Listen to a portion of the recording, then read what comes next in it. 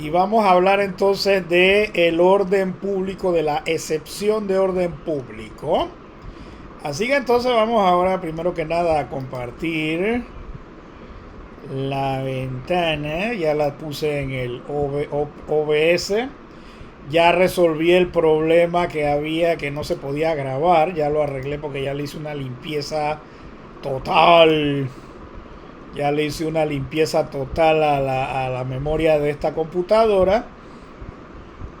Y entonces ya estoy listo para volver a grabar. Así que obviamente que esta grabación la voy a subir inmediatamente ya para efectos de enviárselas a ustedes que son mis alumnos nuevos de este grupo vespertino. Para que puedan ver entonces esta grabación y entonces ya a medida que vaya sacando yo tiempo para hacer eso, voy a subir las anteriores. Entonces por supuesto para que vean los temas que yo había tocado con los estudiantes de los otros grupos. Profesor, disculpe, ¿en el Teams o en la UP virtual? No, no, no, alto ahí, alto ahí. ¿Quién preguntó? Hilda James. Ah, sí. Ah, claro, es que hoy es la primera vez que vienes. Hilda James, tengo un canal de YouTube. Entonces, las grabaciones todas van para el canal de YouTube. El material escrito va para la UP virtual, que eso es otra cosa. Así que no inventes. Ok, gracias, profe. Quería estar clara en eso. Está bien, pero igual no te pareces a la Hilda James que yo conocí. No te pareces absolutamente. Estoy asustado. Ay, profe, ya. Bueno, quédate término medio. O sea, tampoco vuelvas a hacer o lo que eras antes. O sea, quédate en la mitad. O sea, ni muy, ni muy, muy, ni tan, tan. Bueno, seguimos. Hoy toca hablar, siguiendo el orden del plan de la profesora Lidia, toca hablar ahora del orden público. Dicho en otras palabras, la excepción de orden público. Entonces, vamos a tratar de especificar un concepto según este resumen que tengo aquí. A veces sucede que la ley extranjera designada por la norma de conflicto contiene disposiciones que están en contradicción con las concepciones sociales o jurídicas y principios fundamentales de la ley del juez del foro que éste se niega a aplicar.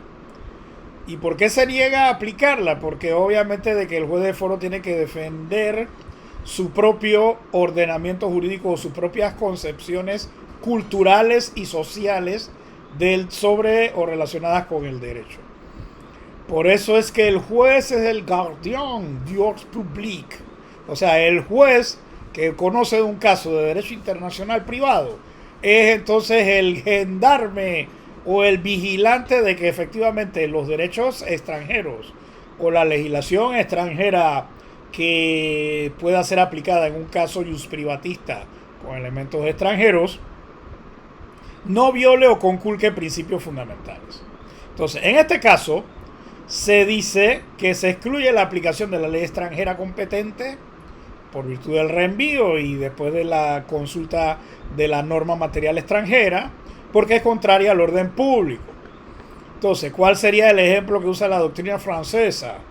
Un extranjero cuya ley personal le permita contraer matrimonio poligámico no le será permitido contraer con la séptima esposa, no puede contraer un matrimonio poligámico en Francia, porque obviamente que en Francia su principio fundamental es la monogamia, el matrimonio monógamo. Bien. Entonces, obviamente que este concepto que estamos comenzando a explicar también tiene mucho que ver con lo que es entonces ese híbrido que es el derecho, porque el derecho no es solamente norma, el derecho es una suma o un mixto de ciertas reglas de conducta al cual se le agregan principios.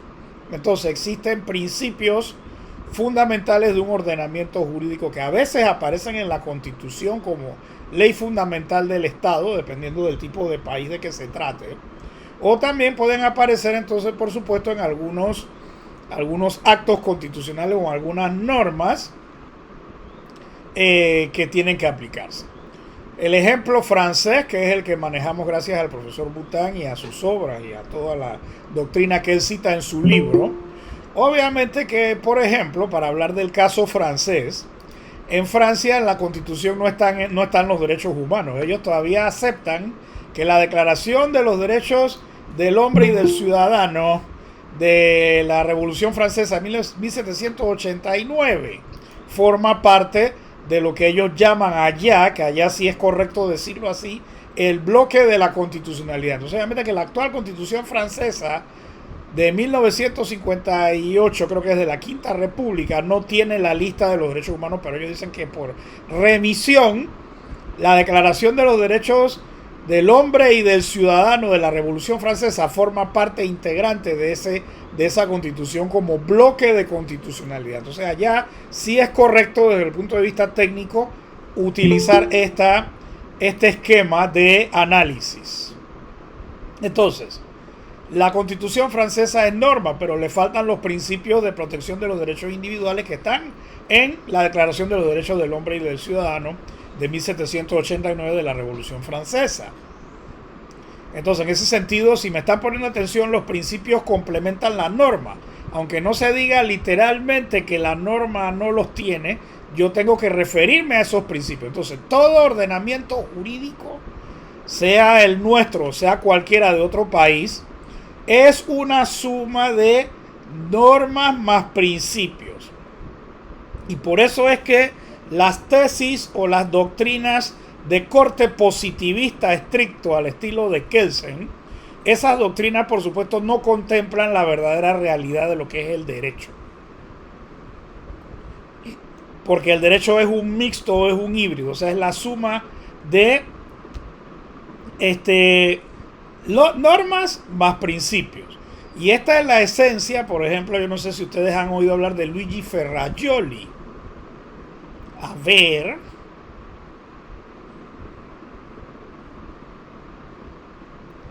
A ver. Dígame. No, que no hemos escuchado el nombre, profesor. ¿No han escuchado el nombre? Personalmente no. No, profesor. Ustedes nunca han oído hablar de la teoría del garantismo penal. No están dando No, eso profesor. en derecho No, procesal penal. No, profesor, todavía no. ¿Cómo que todavía no? Eso es imposible. Bueno, yo por encima, garantismo y... Eso no lo hemos escuchado. Ya se me olvidó que era, profesor. Oh, está bien, vamos a dejarlo de ese tamaño para que no diga Hilda James que estoy haciendo bullying aquí. Escúchenme. Se supone que ahora hay una tendencia que se llama el positivismo crítico. Entonces, ¿qué es el positivismo crítico? La teoría del garantismo penal de Luigi Ferrajoli en su obra Derecho y Razón, donde entonces se supone que el derecho no es sola, o sea, que los positivistas están equivocados al decir que el derecho es solamente norma. Porque obviamente que nos han mal acostumbrado a que yo defino el derecho como un conjunto de normas.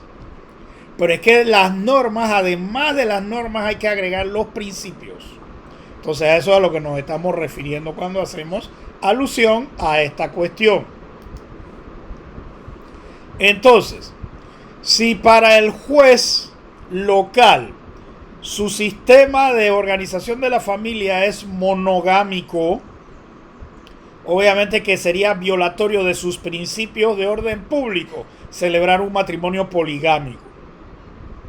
Claro, todavía no hemos entrado a definir qué pasaría si se trata del derecho extranjero de ese estatuto personal.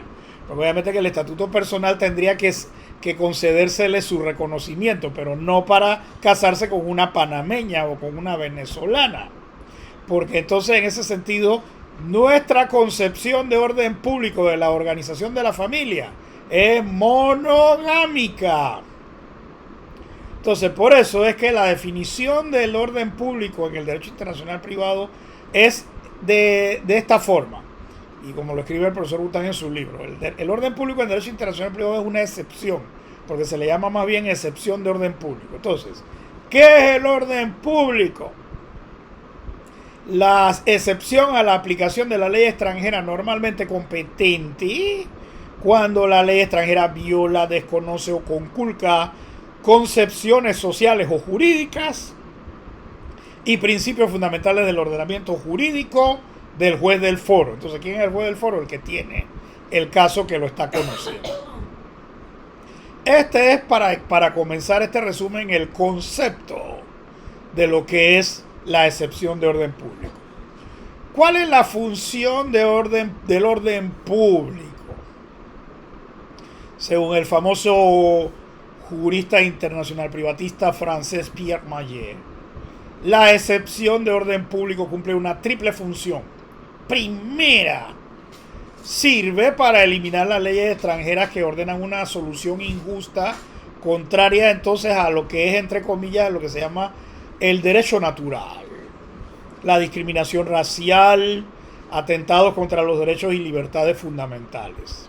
O sea, violación, en pocas palabras, de los derechos humanos entendidos en su concepción de jus naturale o droit naturel o derecho natural.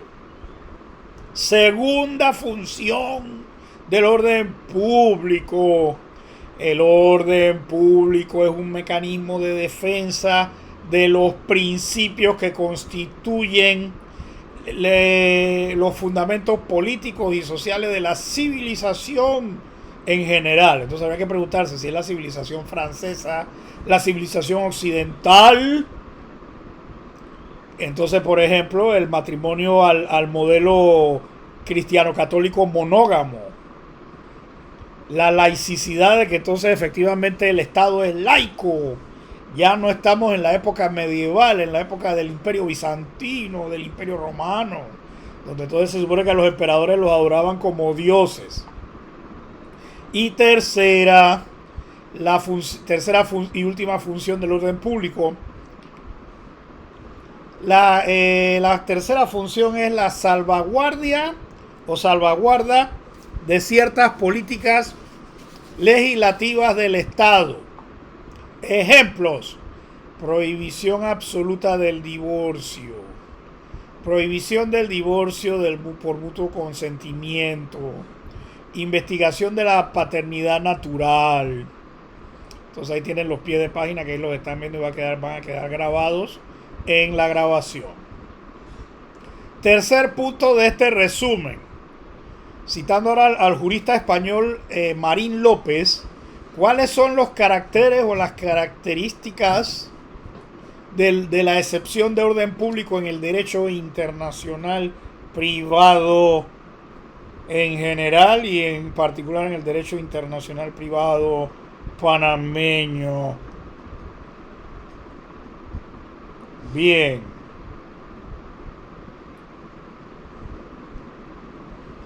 Primera, según Marín López, amplitud. La noción de la excepción de orden público depende de cada estado y de cada momento histórico, por lo que no existe un criterio fijo en esta materia para determinar el contenido de lo que es la excepción de orden público.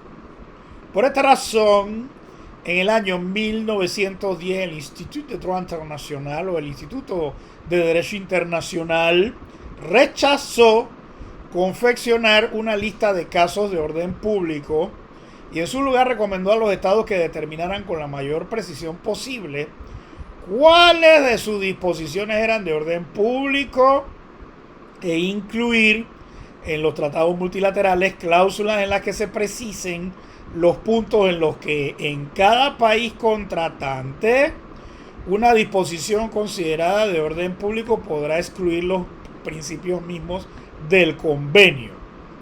La forma de evitar un uso excesivo de la excepción consiste en utilizar tanto una cláusula general como cláusulas especiales en cada una de las instituciones jurídicas. Entonces aquí está la cita que hace el autor español Marín López de la resolución del Institut de Droit International del año 1910.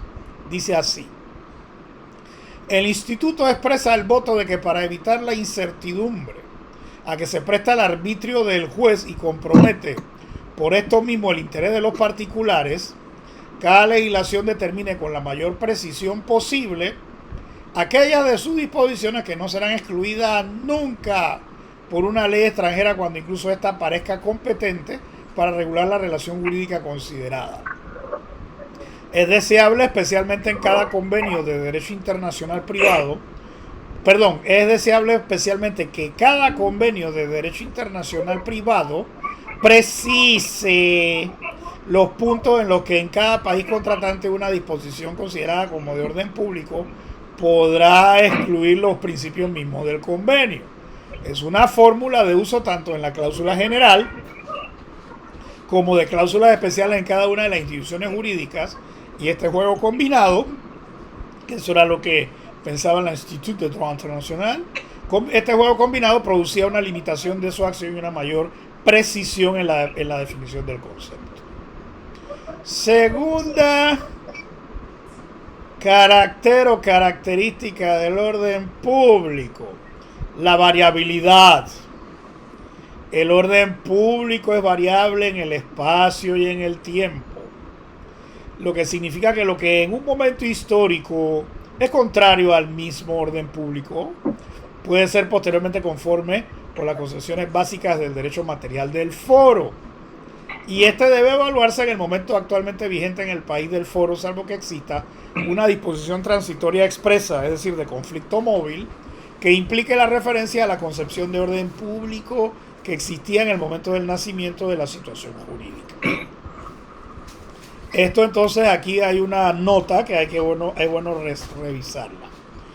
La concepción nacional versus un orden público auténticamente internacional, cuando la ley extranjera va en contra de principios más generales admitidos en todos los ordenamientos jurídicos, por ejemplo, los derechos humanos, las normas del jus cogens internacional, como la prohibición de la piratería, la esclavitud o infracciones castigadas internacionalmente mediante convenio obligatorio para la mayor parte de los estados. O sea, en pocas palabras, el derecho internacional penal.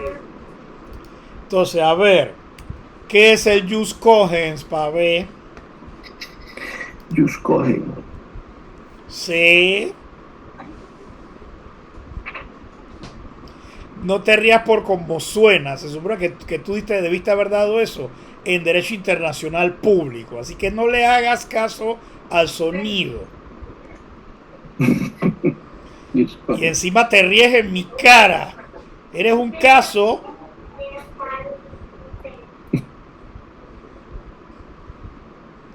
Te lo voy a decir en italiano para que no te suene tan feo. Diritto cogente. A ver, ¿nunca oyeron hablar de eso? O en inglés, public policy. ¿Nunca oyeron hablar de eso ustedes? Dígame con confianza para explicarlo, pues. Sí, No recuerdo, profesor, profesor. pero no recuerdo tampoco. Bueno, póngame atención, porque obviamente que entonces les tendré que hacer un super flash, un repaso flash de cuestiones de derecho internacional público.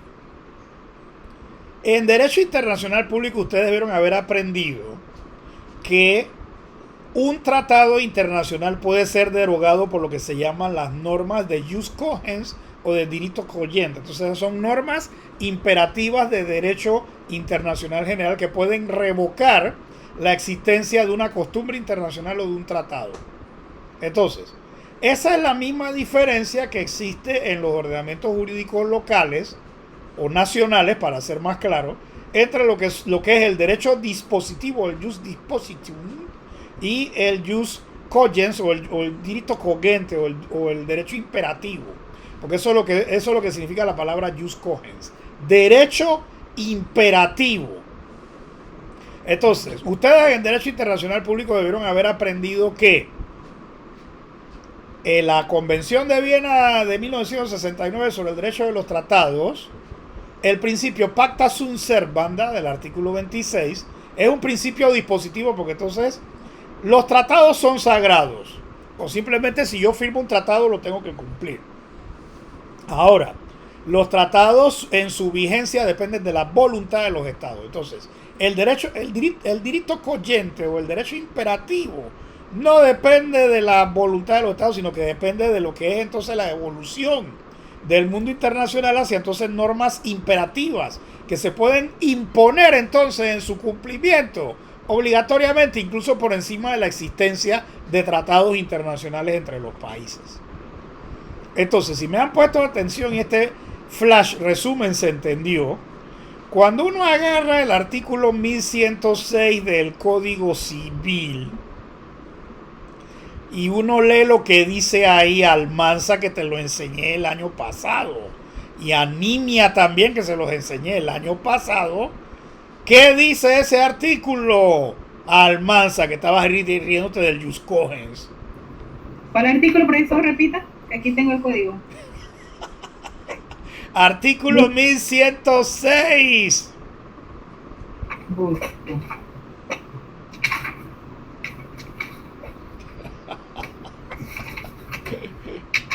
Ya lo tengo, ya lo tengo. Ah, ya lo Los tengo. Los contratos pueden establecer los pactos. No, cláusulas los y contratantes, condiciones. lee bien. No, Los perdón, contratantes. Ajá.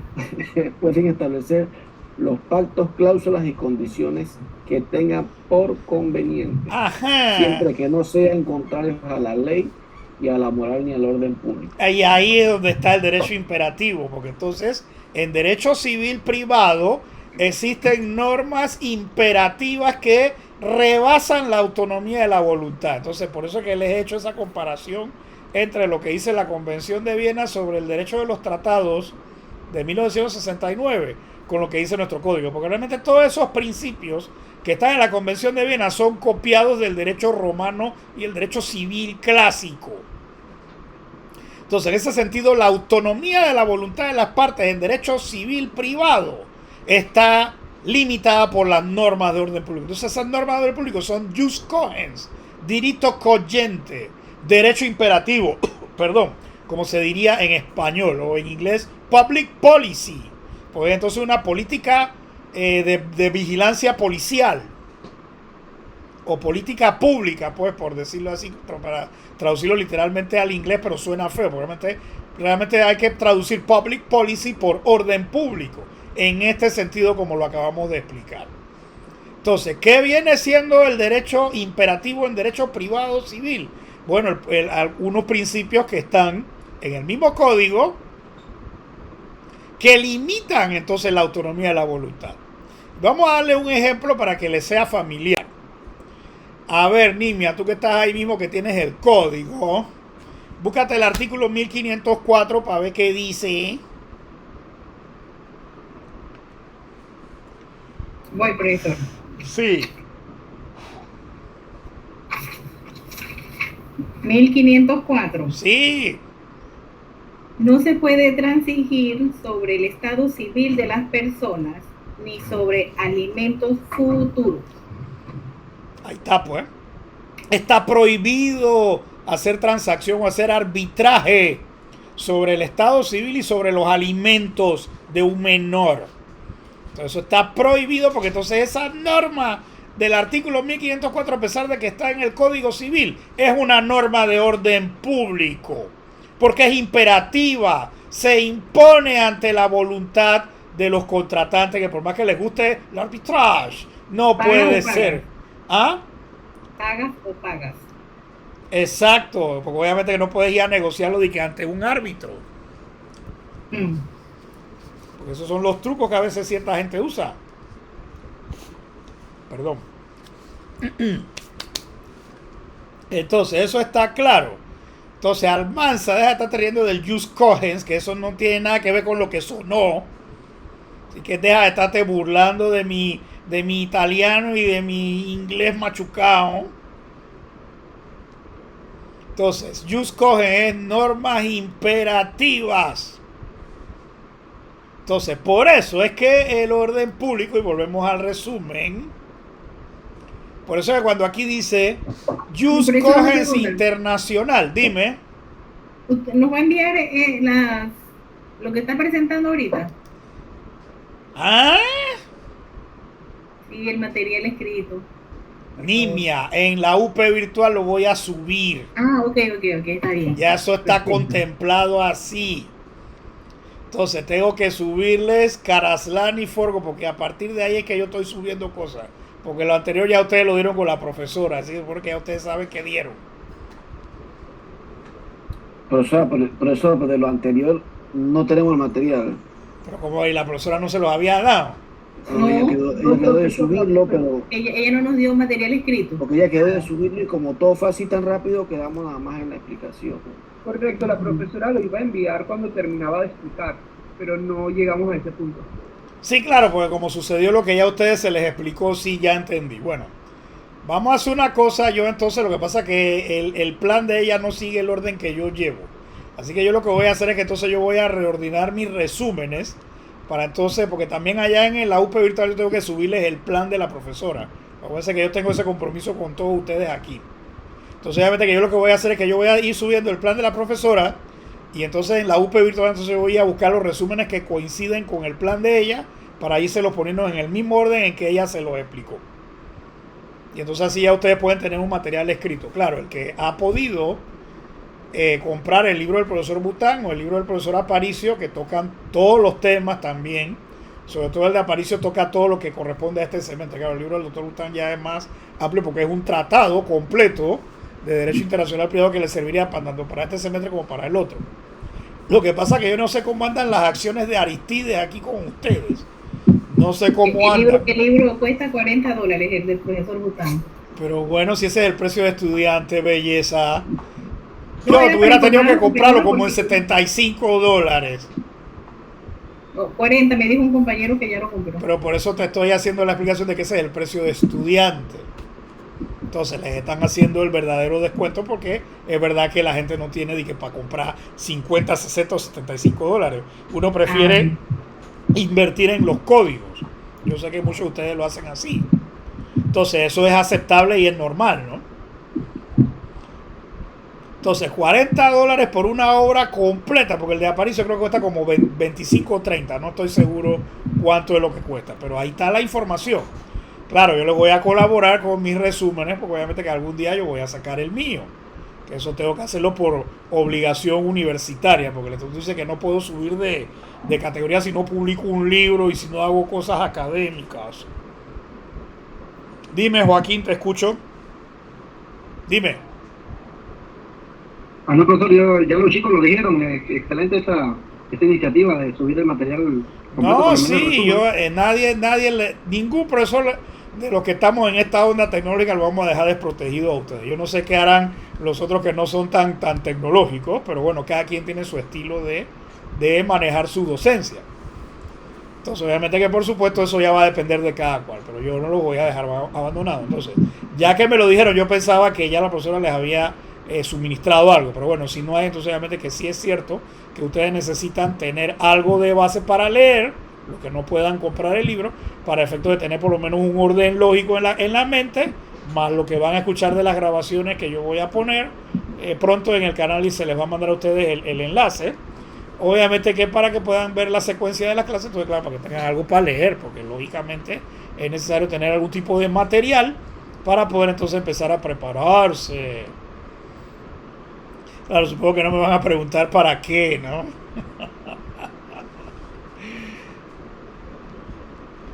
Bueno. Popeye, estás como muy callada hoy. No, profesor, no.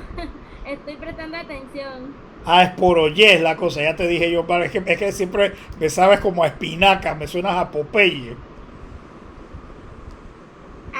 No, me pasa muy seguido, créame. Me pasa- no, y como mi apellido es Campbell, me dicen como los frijolitos Campbell. No, eso sí no te lo voy a decir porque tú no te ves como un frijol, eso sí que es, ahí Ay, sí qué no lindo. no estoy de acuerdo. Bueno, la tercera y última, dime. Dime, No, dime. qué lindo, gracias, profesor. Siempre a su servicio, joven. Bueno, la tercera y última característica para que dejemos la clase hasta aquí es la juridicidad. Porque el orden público, o en su excepción, o la excepción de orden público, es una noción esencialmente jurídica, ya que su existencia depende, o la excepción de orden público depende de la existencia de una o varias disposiciones legales en el ordenamiento jurídico del juez del foro. La caracterización jurídica de la noción de orden público aparece en el análisis de su naturaleza y presupuesto, siguiendo el famoso esquema de otro profesor francés muy famoso, Paul Lagarde, que dice: primero, la cuestión litigiosa debe tener contacto con el sistema conflictual del foro. Supone un cierto nexo con el orden jurídico del foro en relación con la situación sometida a la ley extranjera. Si el foro estima que la ley de otro estado no es la más adecuada por contravenir sus propios principios, deja de dar competencia a esta otra ley. Segundo punto, el derecho conflictual del foro debe dar competencia a una ley material extranjera a través del mecanismo del reenvío. Por supuesto, esto hubiera faltado mencionarlo aquí, pero ya ustedes saben bien el reenvío con la clase que dimos la semana pasada. Así que entonces obviamente que yo no tengo duda de que ustedes pueden captar esto de que cuando el derecho conflictual del foro debe dar competencia a una ley material extranjera es porque yo estoy haciendo el reenvío y resulta que el reenvío me catapulta o me dirige hacia la ley extranjera. Y entonces sin la consulta a la ley material extranjera a través del mecanismo del reenvío, no hay comparación posible entre la ley interna del foro y la extranjera. Y por último, y ya con esto vamos a finalizar la clase por hoy, debe existir una incompatibilidad verdadera entre el derecho material extranjero aplicable en virtud de la regla de conflicto del foro por el uso del mecanismo analítico del reenvío y el derecho material del foro. La designación de la ley extranjera por la regla de conflicto del foro origina la necesidad de comparar la ley material extranjera con la ley material del foro. El juez es el encargado normalmente, salvo que no se plantee en contienda judicial el tema, de considerar las posibilidades de convivencia de las dos leyes, a que en caso de no existir estas tendrá que descartar la norma extranjera y él deberá investigar si el aplicar la ley extranjera reclamada por su norma de conflicto podrá obtener un resultado muy similar, pero adaptado a las circunstancias del caso del que conseguiría aplicando su derecho material. Si las consecuencias que se originaran fueran muy diversas, entonces la posibilidad de coordinar los dos sistemas jurídicos desaparecen en el supuesto concreto y la ley extranjera queda al margen de la regulación. La incompatibilidad entre el derecho material extranjero y el derecho material del foro puede darse incluso cuando la ley extranjera es aplicable en virtud de un convenio internacional, un tratado de derecho internacional privado. Si la excepción de orden público se ha previsto en ciertos tratados, esto no quiere decir que los casos no previstos no pueden dar lugar al juego de la cláusula. La renuncia a defender tu orden público debería ser expresa, al menos para la legislación futura, y no procede por presunción. Tiene que haber una renuncia expresa a esa cuestión. Bien. Distinguidos estudiantes del cuarto A vespertino, ¿alguien tiene alguna duda, consulta, pregunta? Profesor. Dígame usted, por oye, te escucho, habla. Al decir expresa, debe ser por escrito, ¿cierto? Claro, porque obviamente que yo tengo que renunciar a vigilar mi orden público. Mientras yo no renuncie, el juez está obligado a defender el orden público. Y si eso, por supuesto, tomando en cuenta lo siguiente. Alguien que me lea ahí el artículo 2 del Código Civil para ver. Yo, profesor, yo misma. Léalo usted para ver. Dice, el artículo 2. Cada Sí. miembro de la comisión redactará un solo... No, aguanta. Es el artículo 2 No, del Código. Sí, disculpe. Disculpe, ya la estoy buscando. Yo misma dije que no, eso no es. Dale, lee el que es para ver. Aquí está el código, está largo. Ahora sí.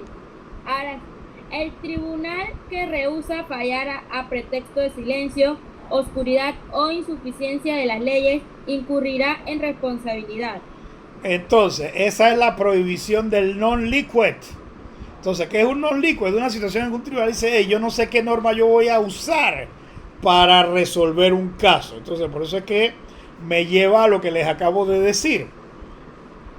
Sí, tiene que ser la renuncia a la defensa del orden público expresa. Obviamente que no puede estar implícita. Entonces, si no hay una norma, el juez la tiene que buscar. Y si no la encuentra, él tiene que decir, bueno, yo entonces voy a aplicar la equidad o yo voy a sentar una nueva jurisprudencia. Pero ninguna norma no escrita le va a evitar a ese juez ejercer su función de defender el orden público. Porque claro, hay otras normas del Código Judicial, libro primero y libro segundo, que están, ¿cómo se llama?, referidas a esto. Como por ejemplo esa que dice que los magistrados y jueces no están obligados para tomar sus fallos más que por la Constitución y las leyes, pero los inferiores están obligados a acatar la jurisprudencia que dicten los superiores en el ejercicio de los recursos legales. Si no me equivoco, ese es el artículo 211 de la Constitución, que está transcrito o transliterado en el mismo Código Judicial en el primer título, en el libro 1. Porque entonces, en ese sentido, la administración de justicia es un servicio. Entonces ese servicio tiene que darse en la defensa de la ley y de la Constitución. Entonces obviamente, que ¿dónde están los principios? En la Constitución, y también en algunas leyes como el Código Civil y el Código Judicial. Entonces allí está la cosa. Por eso es que no puede existir una renuncia, o sea, para que haya una renuncia a defender el orden público, esta tiene que ser existente, tiene que estar expresada en alguna norma, que podría ser de un tratado, sí, pero tiene que estar allí. Perfecto, profesor, gracias. A la orden, siempre que se pueda. Bien, ¿hay alguna otra pregunta, distinguidos jóvenes?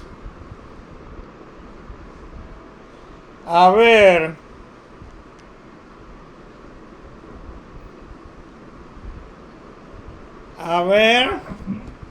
Todo claro, profesor.